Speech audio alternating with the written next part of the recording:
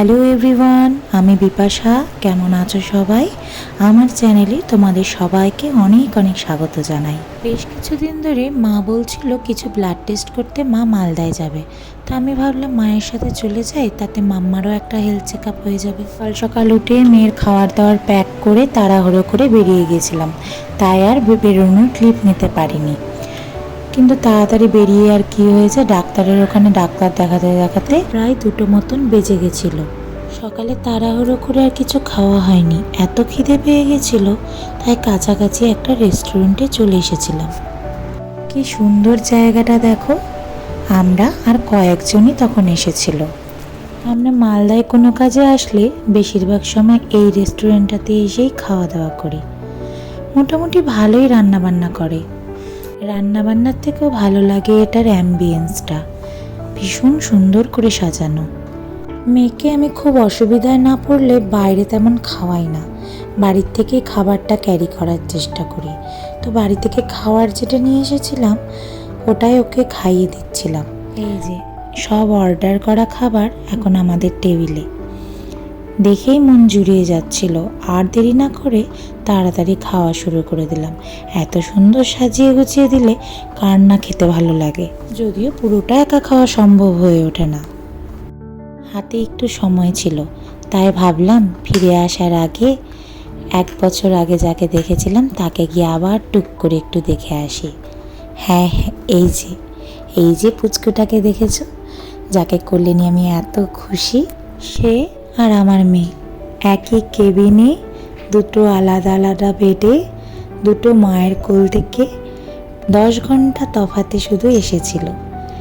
এত মিল ওদের মধ্যে, ওদের জন্য আমাদের মধ্যেও এত বন্ডিং। আমাদের মানে আমার আর এই পুচকু সোনাটার মায়ের, সুমনাদির। আর এই যে হলো সুমনাদি, নিচে বসে নিজের ছেলেকে সামলাচ্ছে। আর এই যে আমার মাম্মাকে দেখো, যথারীতি বন্ধুর সব খেলনাগুলো নিজের দখলে করে নিয়েছে, তারপরে দুষ্টুমি শুরু। তো যেটা বলছিলাম, সুমনাদি ও নিজের সব কষ্ট ভুলে গিয়ে সেই রাতে, যেহেতু শুধু আমারই সিজার হয়েছিল, রাতে আমাকে কষ্ট পেতে দেখে নিজের সব কষ্ট ভুলে গিয়ে আমার মেয়েটাকে যেন নিজের মেয়ে করে আগলে রেখেছিল। একদম অপরিচিত হয়েও বারবার উঠে এসে দেখছিল আমার মেয়েটা ঠিক আছে কিনা, আর বারবার বলছিল তুমি চিন্তা করো না, তুমি ঘুমো, আমি ঠিক দেখে রাখবো। আমার নিজের কেউ থাকলেও বুঝি এতটা করতো না। পরদিন সকালে আমার মেয়ে হওয়ার ঠিক 10 ঘন্টা বাদে এই পুচকু সোনাটা আবার আমাদের ঘরে আসলো। তখন আমরা নার্সিংহোমের কেবিনে দুজনের বেবিকে নিয়ে যেন একটা অন্যরকম মুহূর্ত কাটালাম। 7টা দিন যে কিভাবে চলে গেল সত্যিই বুঝতে পারিনি। ডিসচার্জের সময় কিন্তু দুজনেরই খুব মন খারাপ হয়েছিল। তারপর বাড়িতে এসে যথারীতি আমাদের মধ্যে যোগাযোগ টানটা থেকেই গেল। এইভাবে আমাদের বন্ধুত্বটা এখনও রয়ে গেছে। ওরা তো দুজনকে দেখে খুবই খুশি, সাথে আমরাও। ফিরে আসার সময় খুব মন খারাপ করছিল, কথা বলতে বলতে অনেকটাই লেট হয়ে গেছিল, এবার বাড়ি ফিরতে হবে। 2 বন্ধু দেখো কি সুন্দর 2 বন্ধুকে টাটা করে দিচ্ছে। ওরাও যেন নিজেদেরকে ভুলতে পারেনি, নার্সিংহোমের টানটা যেন এখনো থেকেই গেছে। তো চলো এবার বাড়ি ফিরে যাওয়া যাক।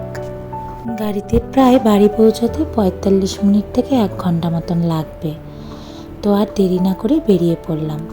তো যেহেতু অনেকটাই বিকেল হয়ে গেছিল, আর সুমনাদিদের বাড়িতে যেহেতু সেরকম বলেও যায়নি, হুট করেই চলে গেছি। তো ওখানে মিষ্টি টিষ্টি খেয়েছিলাম, তবে আসার সময় মা বললো একটু চা খাবে।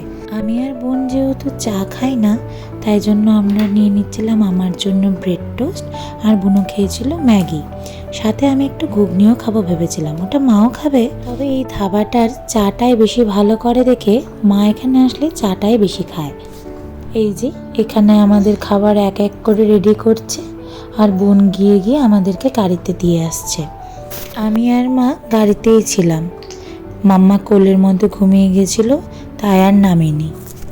বুনু মাকে জিজ্ঞেস করছিল কেমন হয়েছে, তাই মা সেটাই বলছে। আর এই যে দেখো মাম্মা কোলের মধ্যে কি সুন্দর ঘুমোচ্ছে, আর আমি এদিকে চটপট খেয়ে নিচ্ছি। সত্যি কিন্তু খুব ভালো হয়েছিল খাবারগুলো। এই যে এবার বুনু খেয়ে নিচ্ছে ওর খাবারটা। ও নিয়েছিল ম্যাগি ফ্রাই। আজকের ভিডিওটা তোমাদের কেমন লাগলো অবশ্যই জানিও। ভালো লাগলে লাইক, কমেন্ট অ্যান্ড সাবস্ক্রাইব করে দিও। দেখা হচ্ছে পরের ভিডিওতে।